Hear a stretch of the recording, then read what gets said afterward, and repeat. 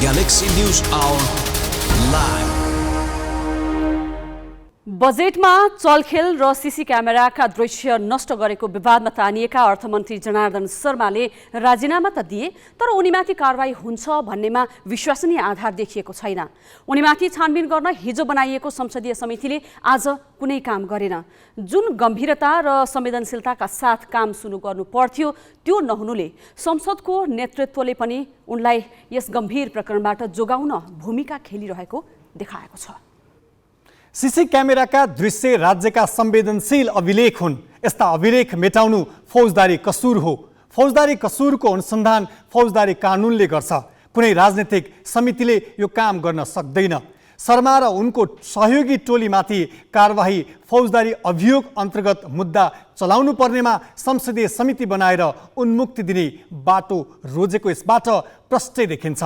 Galaxy news आवरमा आज हामी जनार्दन शर्मा र उनको सहयोगी टोलीलाई फौजदारी दायित्वबाट कसरी उन्मुक्ति दिइँदैछ भन्नेमा केन्द्रित हुनेछौँ।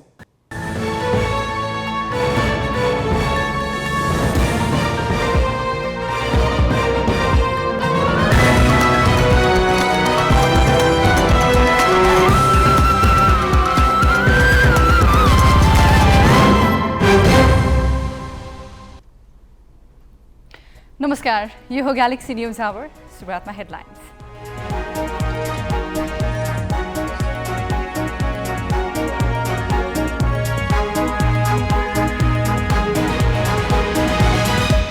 तीन दिन चलेको माओवादी केन्द्रीय समितिले पनि टुङ्ग्याउन सकेन पदाधिकारी।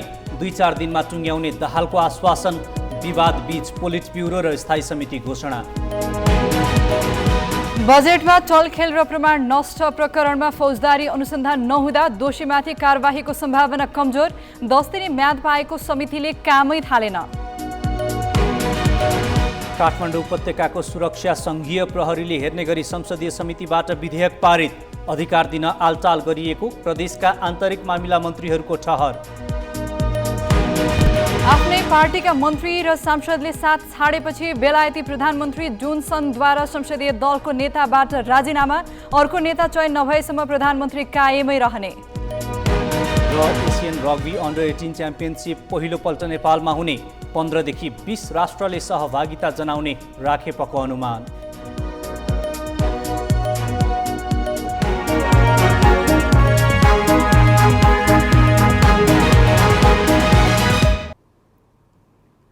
बजेट निर्माणमा बिचौलियालाई पहुँच दिएको र अर्थ मन्त्रालयका सीसी क्यामेराका दृश्य मेटाएको विषयमा छानबिन गर्न संसदको कार्यकाल सकिनै लाग्दा संसदीय विशेष समिति गठन भएको छ। कुनै पनि राष्ट्रिय चासोका विषयमा यसरी संसदीय विशेष समिति गठन गर्नु कुनै नौलो अभ्यास पनि होइन। तर यसरी गठन गरिने समिति वास्तविकतासम्म पुग्न र दोषी पहिचान गरी कारबाहीको दायरामा ल्याउन भन्दा तत्कालको विवाद थामथुम पार्ने अस्त्र मात्र बनेको पाइन्छन्। यो समिति पनि त्यस्तै अस्त्रमा सीमित नहोला भन्ने आधार छैन। बजेटमा चलखेल र अर्थ मन्त्रालयका सीसीटीभी दृश्य मेटाएको विषय सडकदेखि संसदसम्मै तातेपछि छानबिनका लागि बुधबार संसदले 11 सदस्यीय विशेष समिति बनायो। विवादित अर्थमन्त्री जनार्दन शर्माले राजीनामा पनि दिए, तर छानबिन समितिले बिहीबारसम्म कुनै पनि काम गरेन। कहिलेबाट काम गर्छ भन्ने सदस्यहरूलाई पनि जानकारी छैन। 10 दिनको समय तोकिएको समितिले यस अवधिमा घटनाको अध्ययन गरी विभिन्न तथ्य प्रमाण सङ्कलन, आरोपी र अन्य सम्बद्ध पक्षसँग सोधपुछ तथा बयान अनि प्रतिवेदन तयार गरी सदनलाई बुझाउनुपर्छ। त्यसपछि मात्र उसका सिफारिस कार्यान्वयनमा जान्छन्, जबकि यो संसदकै कार्यकाल धेरै छैन। सरकार निर्वाचनको मिति घोषणाको तयारीमा पुगिसकेको छ। निर्वाचन आयोगले मङ्सिर 2 को तिथि सुझाएको छ। त्यसैले यस समितिले समयमै प्रतिवेदन दिन्छ र त्यो कार्यान्वयन हुन्छ भन्नेमा संशय छ। यसको बैठक राख्न स्वयं सभामुखज्यूले सहजीकरण गर्ने अथवा सचिवालयले सहजीकरण गरेर पहिलो बैठक प्रारम्भ हुन्छ। पहिलो बैठकपछि कार्यविधि यसको अब हामीले इन्क्वायरी गर्ने होला, हैन, छानबिन गर्ने कुरा होला, त्यसका प्रक्रियाहरू निर्धारण गर्ने हुन्छ। अनि त्यसमा अब त्यसको संयोजक पनि बनाउनु पर्ने हुन्छ र त्यसपछि हामीले जाँचबुझ सुरु गर्नुपर्ने हुन्छ। मैले हिजो नै सामान्य सभामुखज्यूसँग यसको बैठक भोलि नै प्रारम्भ गर्ने प्रबन्ध गरिदिन अनुरोध गरेको थिएँ। होला, उहाँले अब सबै पक्षसँग बुझ्नु पर्ने होला। अब त्यो होइन तपाईँलाई चाहिँ उहाँले के भन्नु? उहाँले नकारात्मक जवाफ दिनु भएन, म भोलि बैठक बोलाउँछु पनि भन्नु भएन। विगततिर हेर्दा पनि यस्ता समिति केवल विवाद मत्थर पार्न मात्र बनेका देखिन्छन्। 2074 वैशाख 31मा सम्पन्न पहिलो चरणको स्थानीय निर्वाचनमा धाँधली भयो भनेर एमाले संसद चल्नै नदिएपछि यस्तै समिति बनाइएको थियो। 3 महिनाको समय पाएको समितिले असोज 26 गते प्रतिवेदन त बुझायो, तर सुझाव कहाँ कसरी कार्यान्वयन भयो भन्ने कतै अभिलिखित छैन। 2077 जेठ 26 गते रुकुम पश्चिमको सोती घटना अनुसन्धान गर्न बनाइएको समितिले असार 30 गते प्रतिवेदन बुझायो, तर सिफारिस कार्यान्वयन त परको कुरा, त्यो प्रतिवेदन सार्वजनिक नै भएन। त्यस्तै 2076 साउन 20 गते संसदको गतिरोध अन्तका लागि विशेष समिति गठन भयो। सुभाष नेमाङको संयोजकत्वमा गठित समितिले के काम गर्यो भने संसद सचिवालयलाई नै जानकारी छैन। 2068 असारमा भरतमोहन अधिकारीले पेश गरेको बजेट होस् या 2073मा विष्णु पौडेलले ल्याएको बजेट नै किन नहोस्, विवादपछि केवल छानबिनका लागि छानबिन गरिए। के यसपालि विगतभन्दा फरक हुने आधार छन् त? यो छानबिन समिति विशेष समिति हो। यसलाई के भनेको छ भने यसले आफ्नो कार्यविधि बनाउन सक्छ, संयोजक तोक्न सक्छ। अब यो समितिले काम गर्नको लागि सचिवालयको प्रथम काम हुन्छ।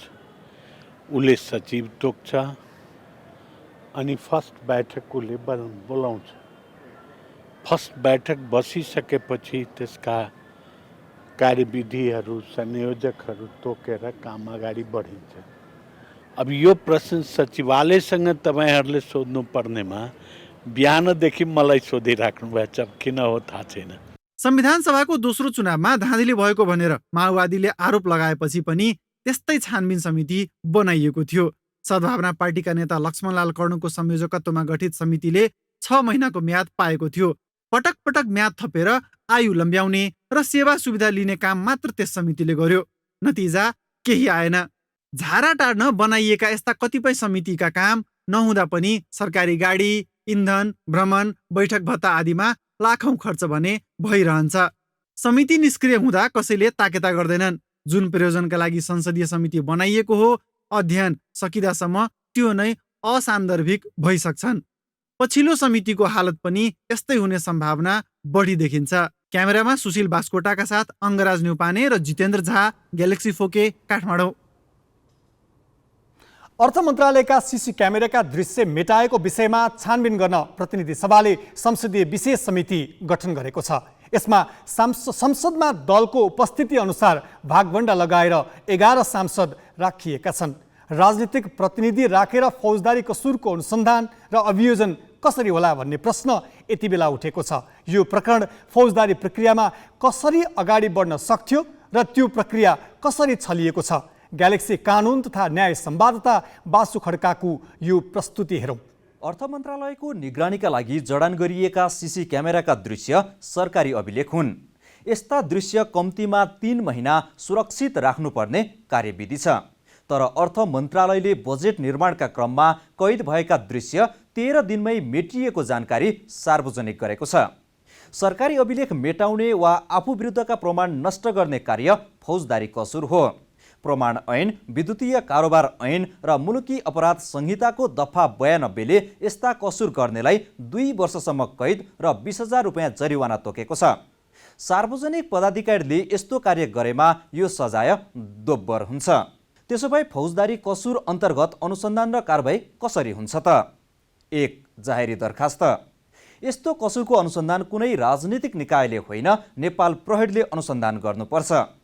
मुलुकी फौजदारी कार्यविधि संहिता अनुसार यस्तो कसुर भएको, भइरहेको वा हुन लागेको छ भने थाहा पाउने व्यक्तिले लिखित, मौखिक वा विद्युतीय माध्यमबाट नजिकको प्रहरीलाई खबर गर्नुपर्छ।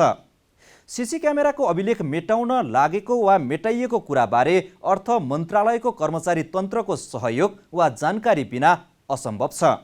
सिंहदरबारमा अर्थ मन्त्रालयबाट नजिकै प्रहरी प्रभाग छ। प्रहरीलाई यो जानकारी नदिने अर्थका कर्मचारी पनि अनुसन्धानको दायरामा पर्छन्। 2. अपराध रोक्ने र प्रमाणको सुरक्षा। कसुर हुन लागेको वा भइरहेको जानकारी पाउने बित्तिकै प्रहरीले रोक्नुपर्छ। प्रमाण लोप वा नाश हुन नदिने अनि कसुर गर्ने व्यक्ति भाग्न वा उम्किन नपाउने व्यवस्था तत्काल र प्रभावकारी रूपमा गर्नुपर्छ। आशंकितलाई पक्राउ। कुनै कसुर भएको, भइरहेको वा हुन लागेको सूचना पाउने बित्तिकै प्रहरीले कसुरदारलाई तत्काल पक्राउ गर्नुपर्छ। प्रमाण लोप वा नाश हुन नदिन वा कसुरदारलाई पक्राउ गर्न जुनसुकै निकाय वा अधिकारीसँग प्रहरीले मद्दत माग्न सक्छ। मद्दत गर्नु सबैको कर्तव्य हुन्छ। 4. कसुरसँग सम्बन्धित दोषी वा प्रमाण प्रहरीले कब्जामा लिई मुचुल्का उठाउनुपर्छ। त्यस्तो वस्तु र घटनास्थल सुरक्षित राख्नुपर्छ। प्रहरीले कब्जामा लिन नसक्ने भएमा सम्बन्धित स्थानीय तह वा अन्य कुनै कार्यालयलाई सुरक्षित राख्न लगाउन सक्छ। 5. थप प्रमाण सङ्कलन र परीक्षण। सीसी क्यामेराका मेटाइएका दृश्य पुनः सङ्कलन गर्न प्राविधिज्ञ र प्रयोगशालाको सहयोग लिन सकिन्छ। यस क्रममा आरोपी तथा जिम्मेवार पक्षसँग बयान लिनुपर्छ। उसको संहिता छ, के अरे कानुनको प्रयोग गर्ने, कुन हिसाबबाट जाने, त्यो अन्तर्गत जानुपर्ने चल्नुपर्ने हुन्छ है। र अर्को जाहेरी कोही नभए पनि सराफाती मुद्दामा सरकार कुनै पनि मान्छेले जाहेरी दिन सक्छ।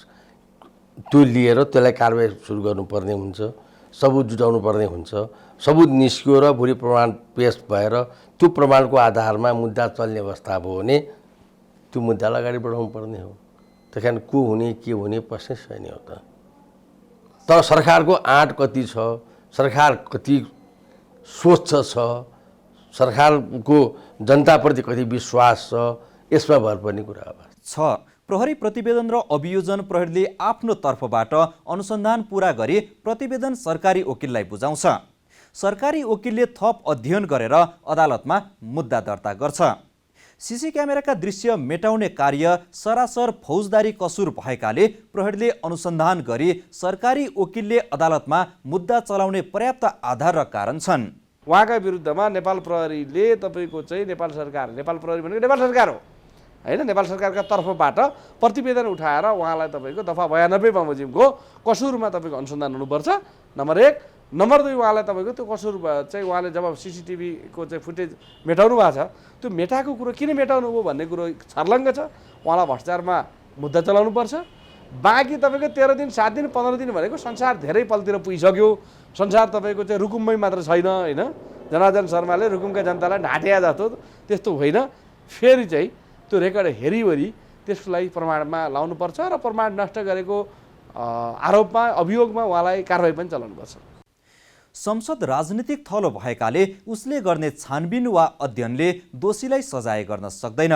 बरु यो राजनीतिक सौदामा गएर टुङ्गिने सम्भावना बढी हुन्छ। त्यसैले अपराधलाई अपराधकै रूपमा लिए फौजदारी कानुन अनुसारको प्रक्रियामा अघि बढे मात्र दोषीले सजाय पाउने देखिन्छ।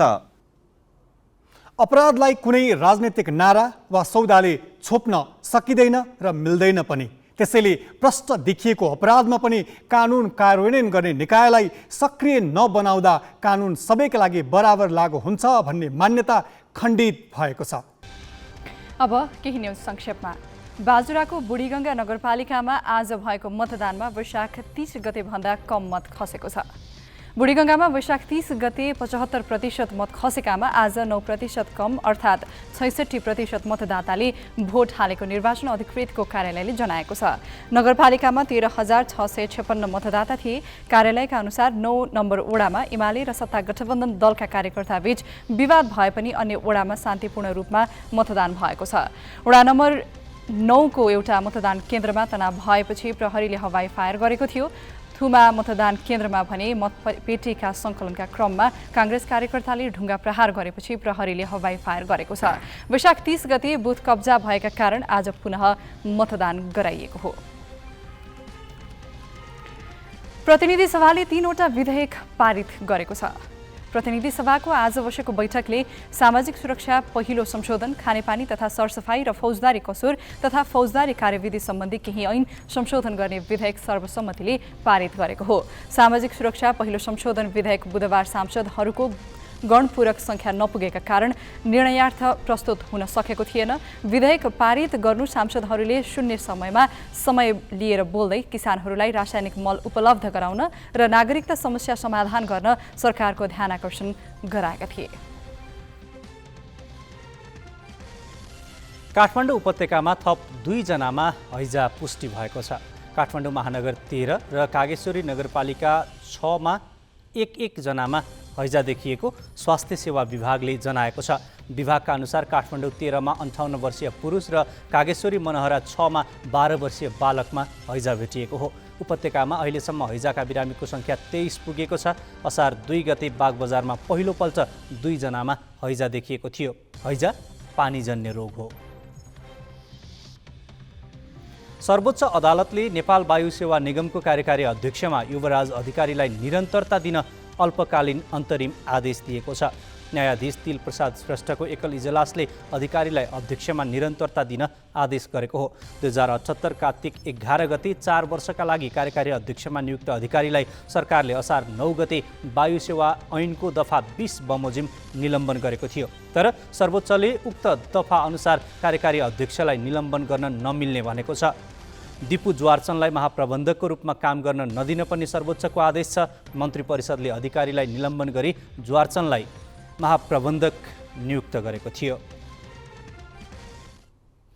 नयाँ संविधान जारी गरी सङ्घीयता कार्यान्वयन भएको पनि 7 वर्ष पुग्न लागिसक्यो।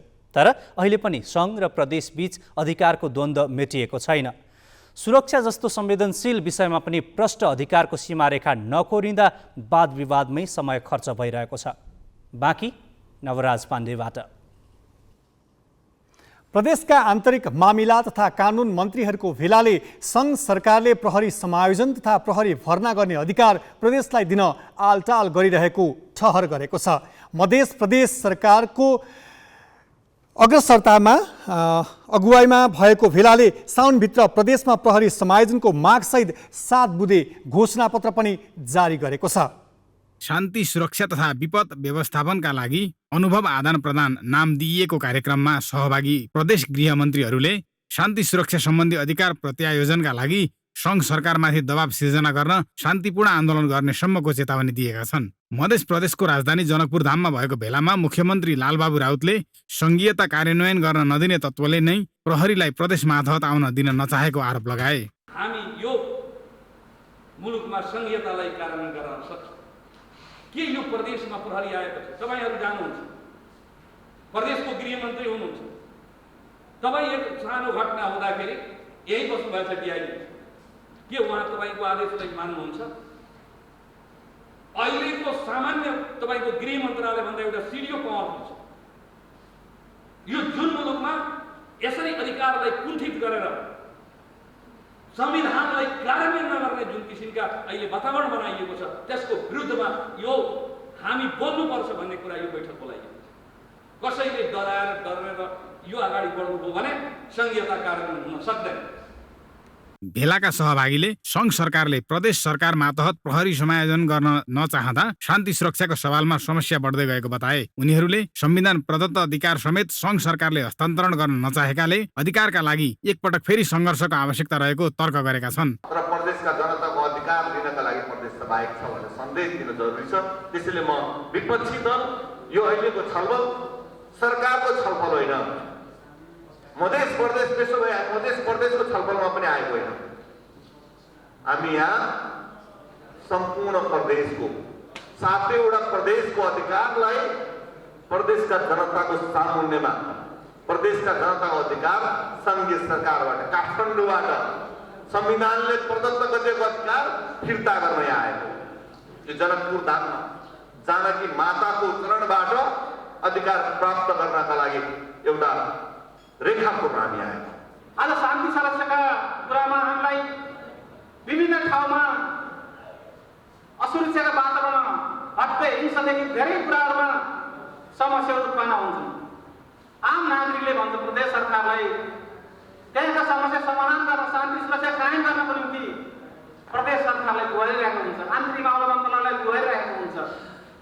तर जबसम्म प्रहरी संयोजन नभएका कारणले प्रहरीलाई सङ्घीय मातहतमा राखेका कारणले गर्दा हामीले उहाँहरूलाई निर्देशनभन्दा पनि विनय र अनुरोध गरेर हामीले कार्यवाही गर्नुपर्ने अगाडि बढ्नुपर्ने अवस्थाहरू सिर्जना भएका छन्।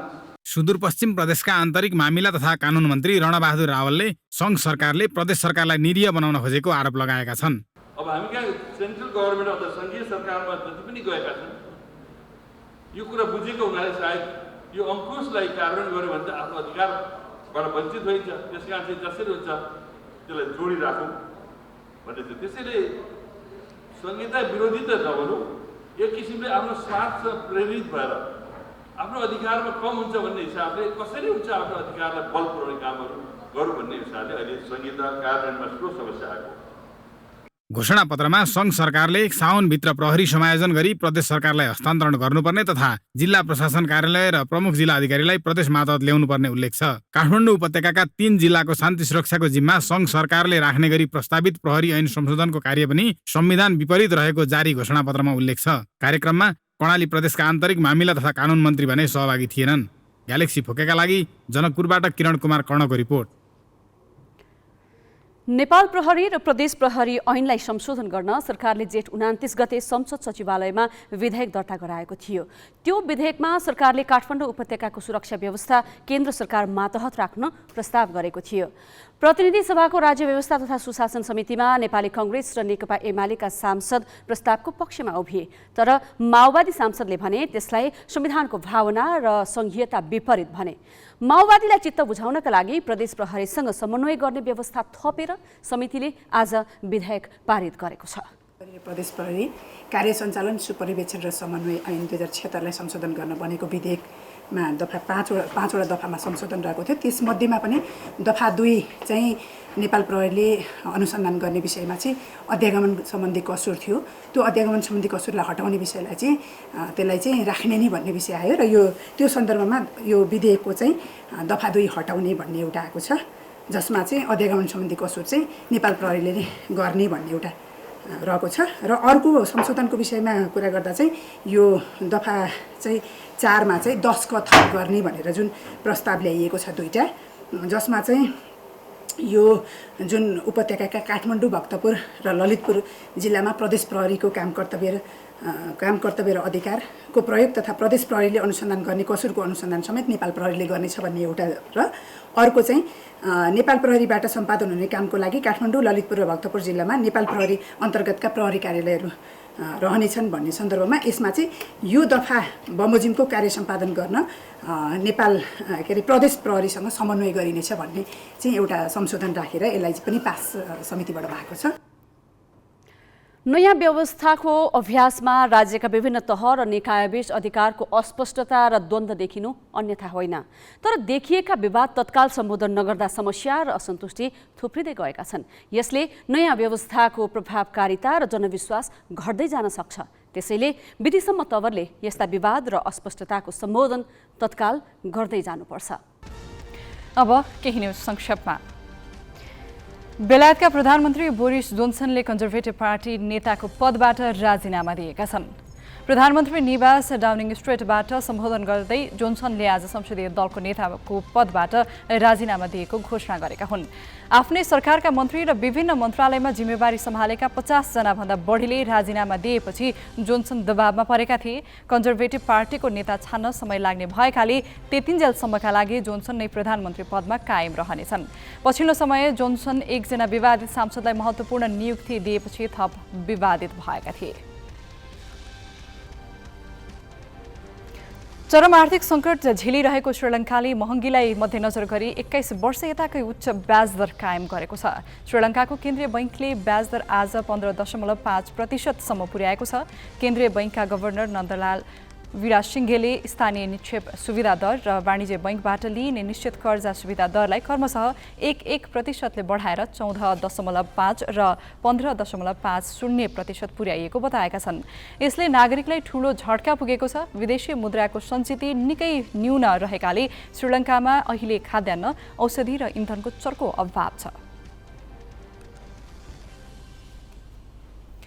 एसियन रग्बी अन्डर 18 च्याम्पियनसिप नेपालमा हुने भएको छ। किर्गिस्तानको बिश्केकमा सम्पन्न एसिया रग्बीको कार्यकारी समिति बैठकले च्याम्पियनसिप नेपालमा आयोजना गर्ने निर्णय गरेको हो। नेपालले पहिलोपटक रग्बीको अन्तर्राष्ट्रिय प्रतियोगिता आयोजना गर्ने अवसर पाएको हो। प्रतियोगिता डिसेम्बरमा गर्ने निर्णय भए पनि मिति टुङ्गो लागेको छैन। एसिया रग्बीका कार्यकारी समिति सदस्य तथा राष्ट्रिय खेलकुद परिषदका सदस्य सचिव टङ्कलाल घिसिङका अनुसार च्याम्पियनसिपमा एसियाका 15 देखि 20 राष्ट्रले भाग लिनेछन्। बिजनेस न्यूज का साथ में नेपाल टॉप सब ठीक ठाक। नेपाल टॉप सब ठीक ठाक।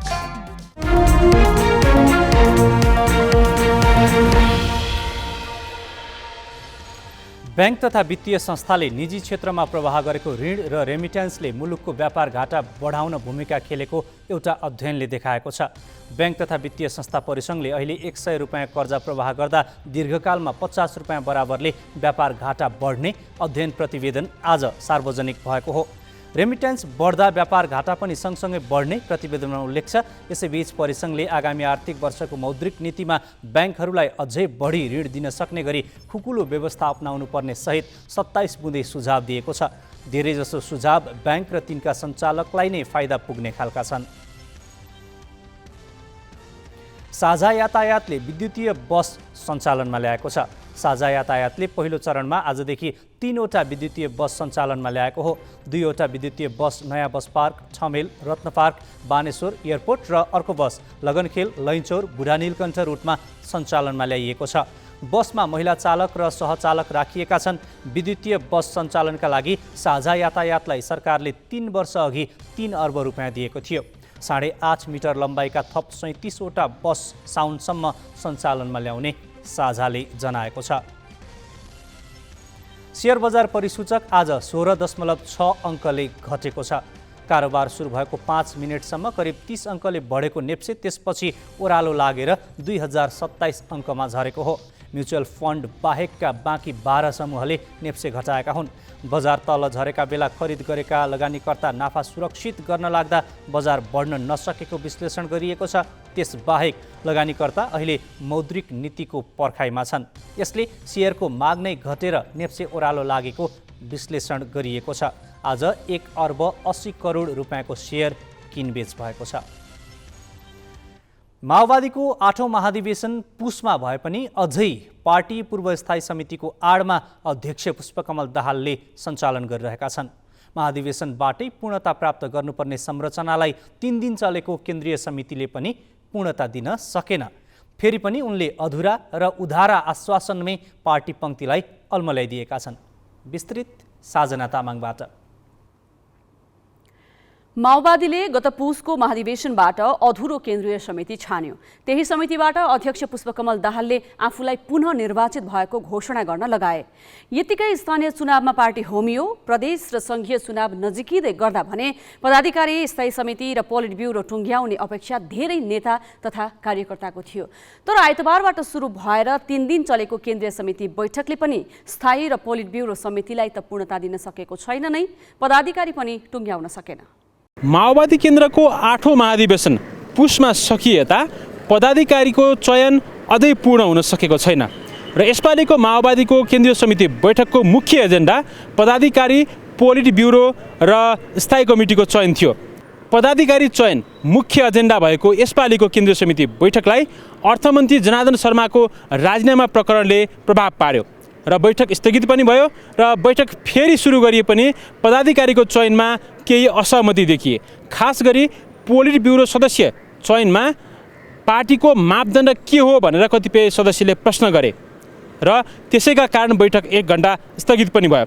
125 सदस्यीय पोलिट ब्युरोमा कतिपय अध्यक्ष पुष्पकमल दाहाल निकटले जुनियरले पनि स्थान पाएको तर सिनियरले भने स्थान नपाएको भनेर सुदूरपश्चिम काभ्रे लगायतका केही जिल्ला र कर्णालीका केन्द्रीय सदस्यले विरोध गरेपछि त्यसलाई थामथुम पार्नका लागि अध्यक्ष दाहालले केही समय बैठक स्थगित गरे।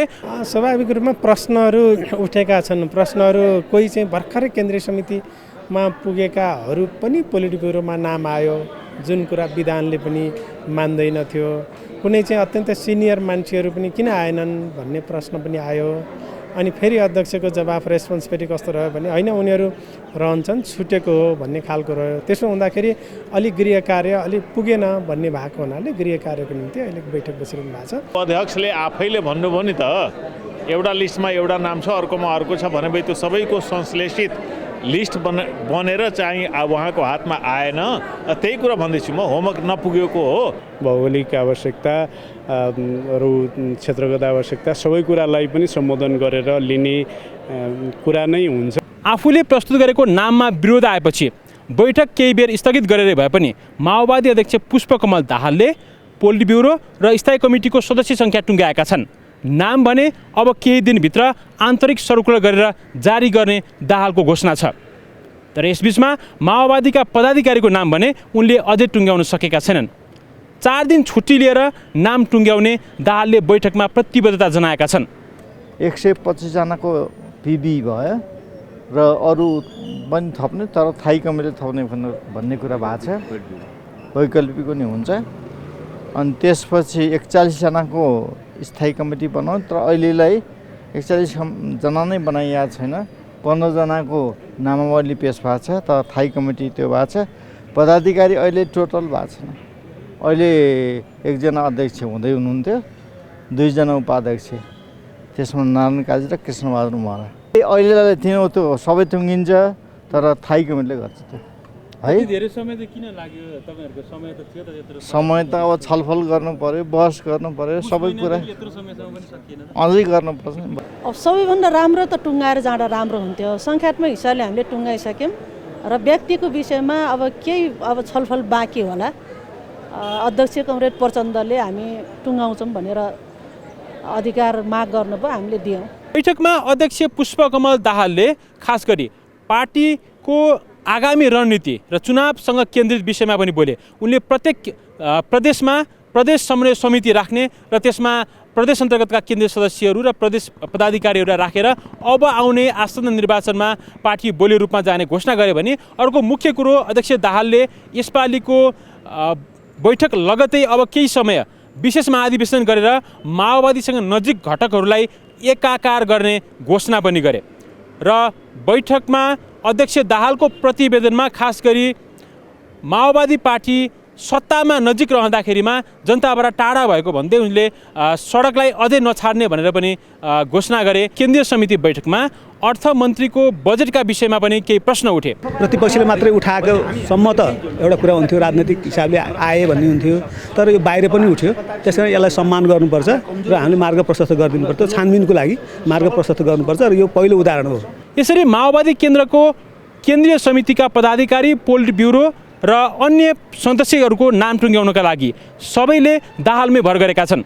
यसले दाहालको शक्ति माओवादीमा अझ झन बढ्ने प्रश्न देखिएको छ। क्यामेरामा जय तामाङका साथमा पवन पौडेल, ग्यालेक्सी 4K, प्रज्ञा भवन, कमलादी।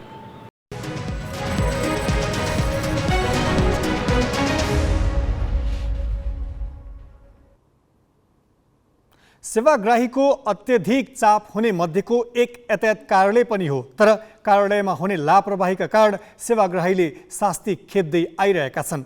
बिहिबार बिहान पनि यातायात व्यवस्था कार्यालय सुर्खेतमा कर्मचारी समयमै आइपुगेका थिएनन्। ढिला गरी आएका कर्मचारीले पनि कार्यालय पोसाक नलगाएको र कार्ड पनि प्रयोग नगरेको पाइएको छ। सेवाग्राही भने बिहान 9 बजेदेखि लामबद्ध थिए।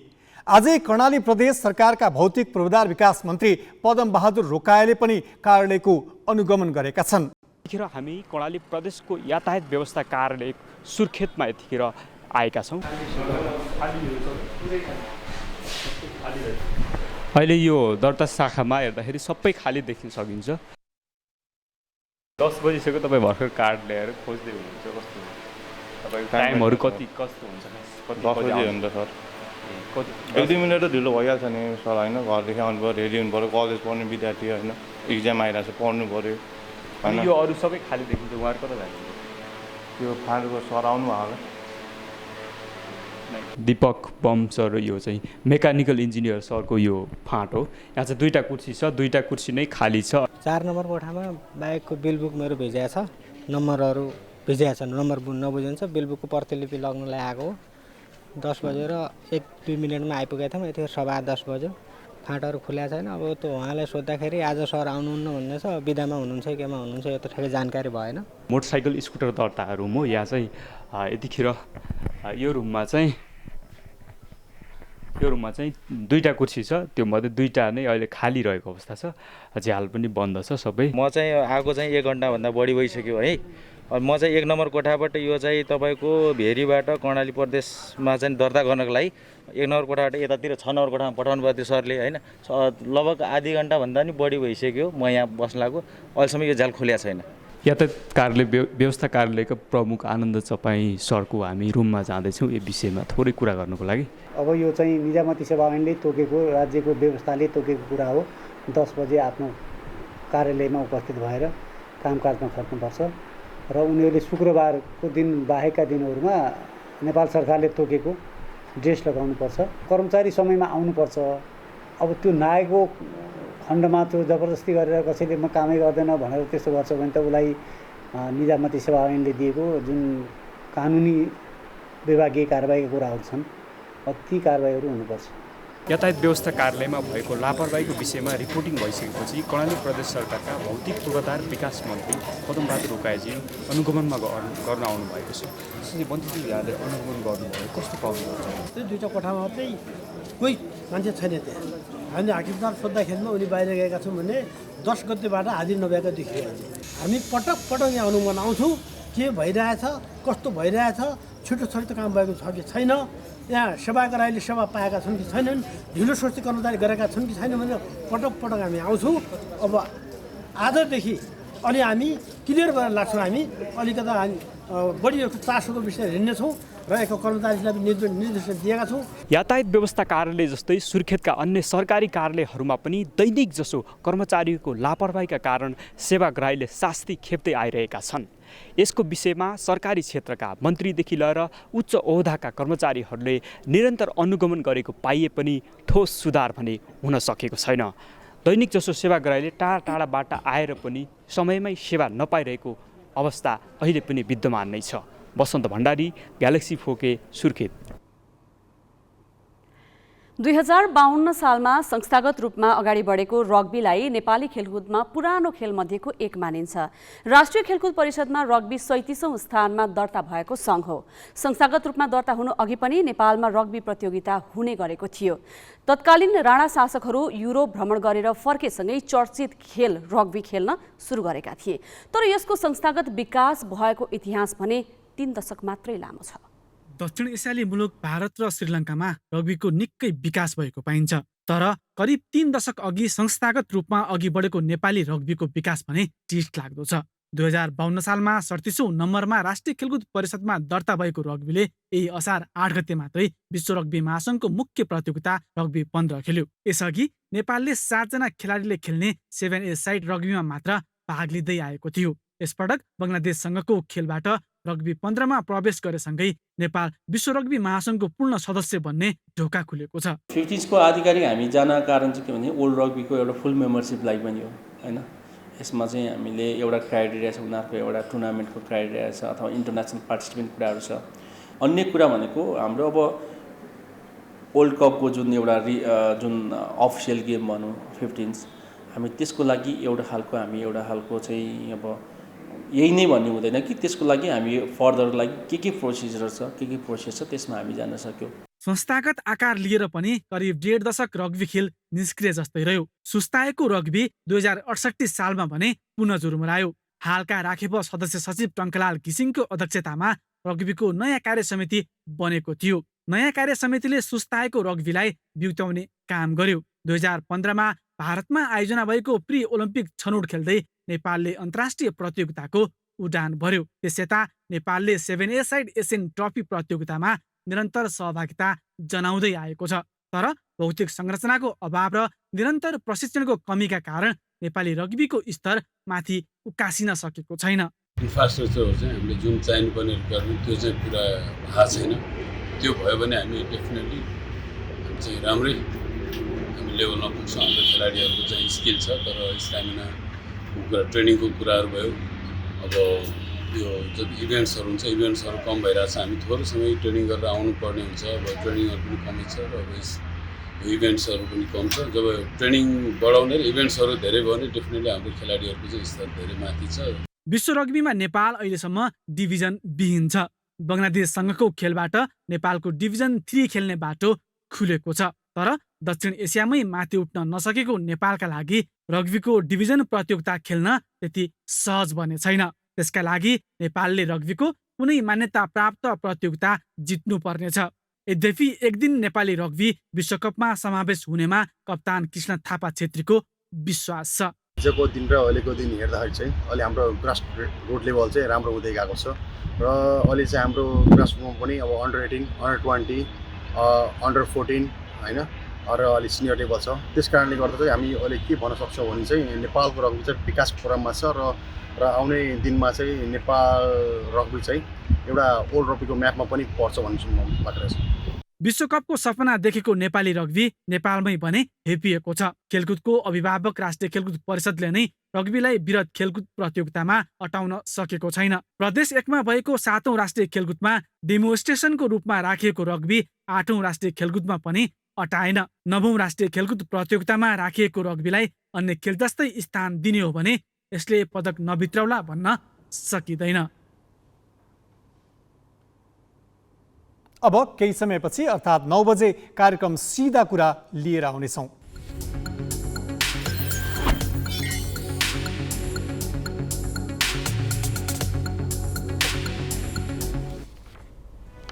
हामी ग्यालेक्सी न्युज आवरको अन्तिममा छौँ। जाँदा जाँदै हेडलाइन्स।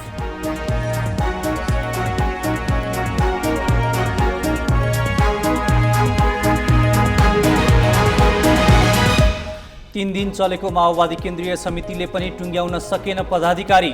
2-4 दिनमा टुङ्ग्याउने दाहालको आश्वासन। विवाद बीच पोलिट ब्युरो र स्थायी समिति घोषणा। बजेटमा चलखेल र प्रमाण नष्ट प्रकरणमा फौजदारी अनुसन्धान नहुँदा दोषीमाथि कारबाहीको सम्भावना कमजोर। 10 दिने म्याद पाएको समितिले कामै थालेन।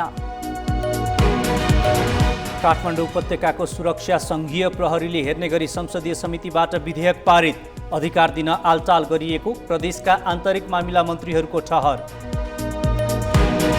आफ्नै पार्टीका मन्त्री र सांसदले साथ छाडेपछि बेलायती प्रधानमन्त्री जोन्सनद्वारा संसदीय दलको नेताबाट राजीनामा। अर्को नेता चयन नभएसम्म प्रधानमन्त्री कायमै रहने। र एसियन रग्बी अन्डर 18 च्याम्पियनसिप पहिलोपल्ट नेपालमा हुने। 15 देखि 20 राष्ट्रले सहभागिता जनाउने राखेपको अनुमान।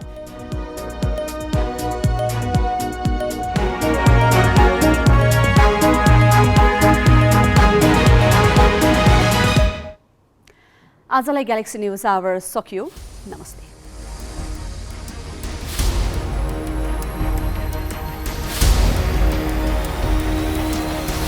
This is Galaxy News Hour Live.